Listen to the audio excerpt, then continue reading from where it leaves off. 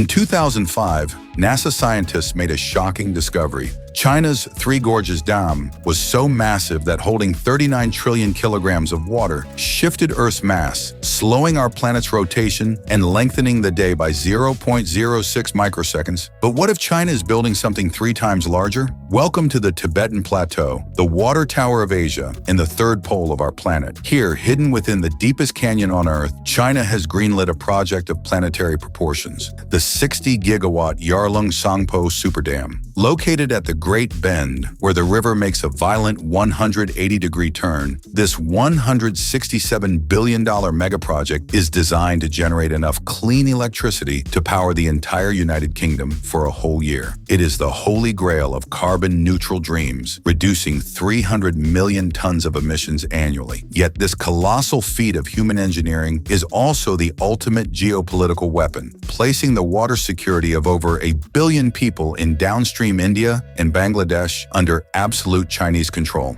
This is not just a dam, it is a geological and political gamble that could rewrite the rules of our planet. To understand the pure physics of this project, we must look at a geographical anomaly found nowhere else on Earth. The Yarlong Tsangpo River flows east across the high Tibetan Plateau at an elevation of 4,000 meters. But as it reaches the eastern edge of the Himalayas, it meets a colossal barrier, Mount Namcha Barwa, rising 7,782 meters into the sky. Blocked by this giant, the river is forced to make a sudden, violent U-turn, the Great Bend, carving the deepest canyon in the world, 3 times deeper than the Grand Canyon. But here is the engineering jackpot. Within this 50-kilometer loop, the river plunges an unbelievable 2,000 meters in a vertical drop. In the world of hydropower, energy is calculated by a simple formula: flow volume multiplied by the height of the fall. By tapping into this massive gravitational drop, engineers don't need to build a single, towering concrete wall to block the water. Instead, they can harness the natural sheer velocity of the falling river. This is a run-of-the-river system taken to a terrifying extreme. In a traditional dam, you build a massive wall to create a reservoir, slowly building up water pressure. At the Great Bend, the pressure is already built by gravity in the Himalayas themselves. The water flows with such extreme force that it carries in kinetic potential unmatched by any river system on Earth. If fully harnessed, this single bend can constantly feed a cascade of high-capacity turbines, translating the violent glacial melt of Tibet directly into 60 gigawatts of electrical energy. To put that in perspective, this single geographical feature holds more clean energy potential than the entire river networks of most European countries combined. It is a location of absolute energetic supremacy, but extracting that power requires rewriting the rules of underground engineering. To truly grasp the sheer scale of the Great Bend project, we must compare it to the current crown jewel of human engineering, China's Three Gorges Dam. Completed in 2012 at a cost of $37 billion, the Three Gorges is a concrete beast that generates 22.5 gigawatts of power. It was hailed as an unrepeatable miracle, yet the Great Bend Super Dam is designed to dwarf it entirely. With a budget skyrocketing past $167 billion, the Super Dam will produce 60 gigawatts of electricity. That is nearly 3 times the output of the Three Gorges, generated from a single remote location. But why does China need this much power in the isolated mountains of Tibet, thousands of kilometers away from its major cities? The answer lies in Beijing's desperate race against time. China is currently the world's largest consumer of coal and the biggest emitter of greenhouse gases. To sustain its massive technological boom and power its industrial hubs like Shanghai and Shenzhen, China's energy hunger is infinite. To counter this, President Xi Jinping declared a historical,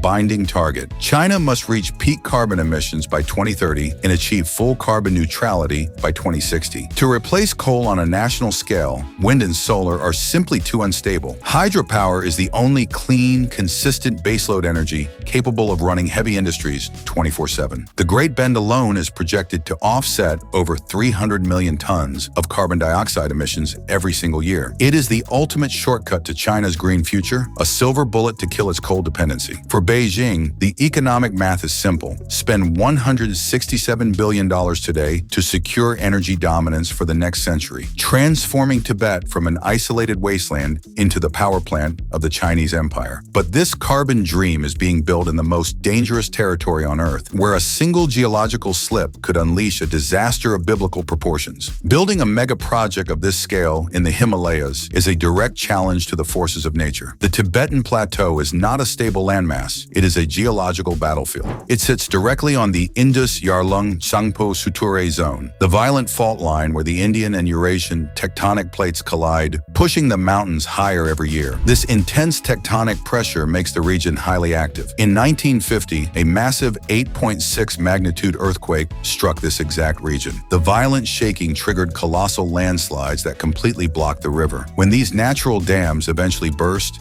they unleashed a towering 7-meter-high wall of water that swept downstream, obliterating entire villages in India. But the danger isn't just in the history books. In 2021, a massive glacial collapse in the region sent millions of tons of ice and rock crashing into the river, blocking the flow entirely and creating an unstable lake that threatened sudden, catastrophic flooding downstream. By building a series of dams and reservoirs in this highly unstable zone, engineers are playing a dangerous game of Russian roulette with nature. If a major earthquake strikes, or if a massive landslide crashes into the reservoir, the resulting mega tsunami could crack the structures, unleashing billions of cubic meters of water.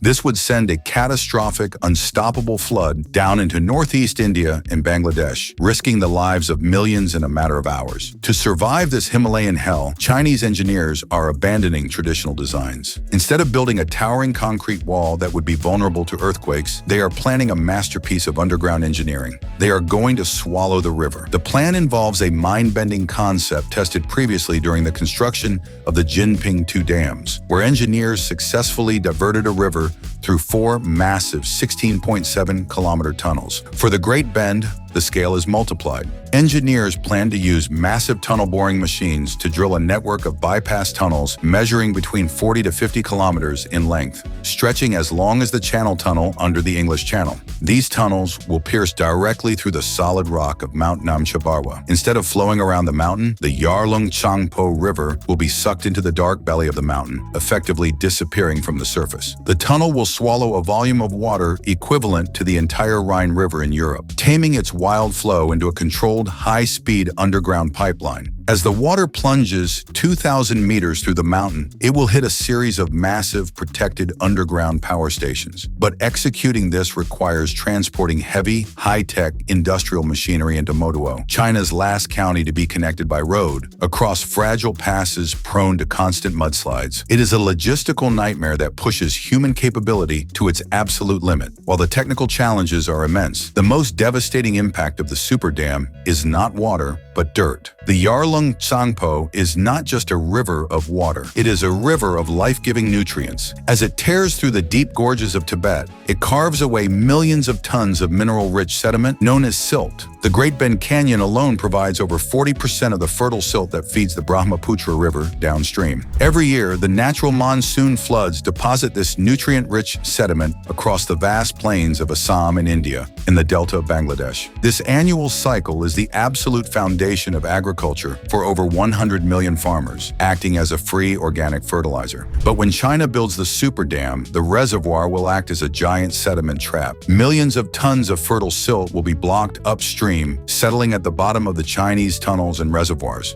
Downstream, the water flowing into India will become hungry water, clear, sediment-poor water that erodes riverbanks and strips away agricultural nutrients, leading to a silent, widespread collapse of crop yields. Furthermore, trapping this massive volume of silt will eventually choke the dam's own reservoirs. Over decades, the accumulation of sediment will reduce the water capacity and wear down the turbine blades, turning a $167 billion clean energy miracle into a useless, silt-filled monument of engineering hubris. This environmental destruction is the spark for an active, undeclared water war. To India and Bangladesh, the super dam is not a green project. It is a strategic weapon of mass disruption. By controlling the headwaters waters of the Brahmaputra, Beijing holds a literal water tap over South Asia. During the dry season, China can restrict the flow, causing devastating droughts that would paralyze Indian agriculture. Conversely, during the heavy monsoon season, China could suddenly release massive volumes of water to prevent upstream flooding, sending catastrophic artificial deluges into India. This fear is backed by a dark precedent, the Mekong River. Upstream, China constructed 12 massive dams. By operating these dams in absolute secrecy, withholding critical hydrological data, and conducting sudden, unannounced water releases, China severely disrupted the natural flood cycles downstream.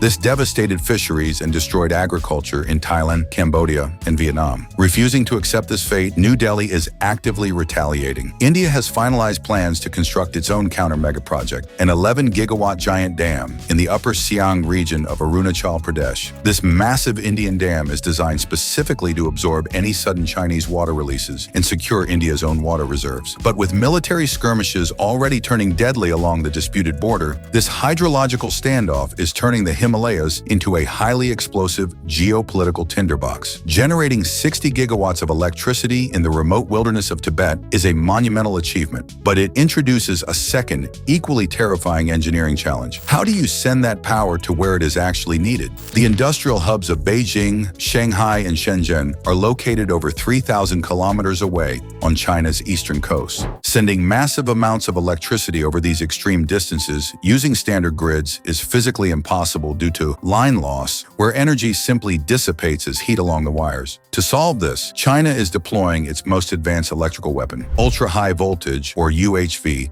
transmission lines. Operating at a staggering 800,000 to over 1 million volts, UHV lines can push massive amounts of power over thousands of kilometers with minimal energy loss. It is the electrical equivalent of a high-speed bullet train bypass for electricity. But building this grid across the Tibetan Plateau is an engineering nightmare. The transmission towers must climb frozen mountain passes, crossing altitudes of over 5,000 meters where the air is thin and temperatures drop to minus 40 degrees. The towers must be anchored deep into permafrost, unstable ground that freezes solid in winter and melts into soft mud in summer. If the permafrost melts, the massive steel towers will tilt and collapse, paralyzing the entire national power grid. To prevent this, engineers must install specialized liquid nitrogen cooling tubes deep into the ground around each tower base to keep the soil permanently frozen. The sheer cost of building and maintaining this fragile, high-tech grid across the world's most hostile terrain adds tens of billions of dollars to the project's true budget. It is a high-risk gamble. A single severe snowstorm, a landslide, or a localized earthquake in the mountains could snap these ultra-high voltage lines, instantly plunging China's coastal industrial megacities into total darkness. The Great Bend Super Dam represents the ultimate paradox of the modern world. On one hand, it is the most ambitious step humanity has ever taken to combat climate change, producing a massive, endless stream of clean energy that could offset 300 million tons of carbon emissions every year. On the other hand, it is an ecological disaster that threatens to destroy pristine, sacred ecosystems, block life-giving nutrients for millions of downstream farmers, and spark a devastating regional water war between nuclear-armed superpowers. As the Chinese machines continue to dig deep into the sacred mountains of Tibet, we are left with a chilling question. In our desperate race to save the global climate, is it acceptable to destroy our planet's most sacred natural sanctuaries and gamble with the lives of hundreds of millions of people downstream? Or are we simply replacing one environmental crisis with a far more violent geopolitical one? What do you think? Will the 60-gigawatt super dam save our future, or will it trigger the world's first major water war? Let us know in the comments below, and don't forget to subscribe for more deep dive investigations.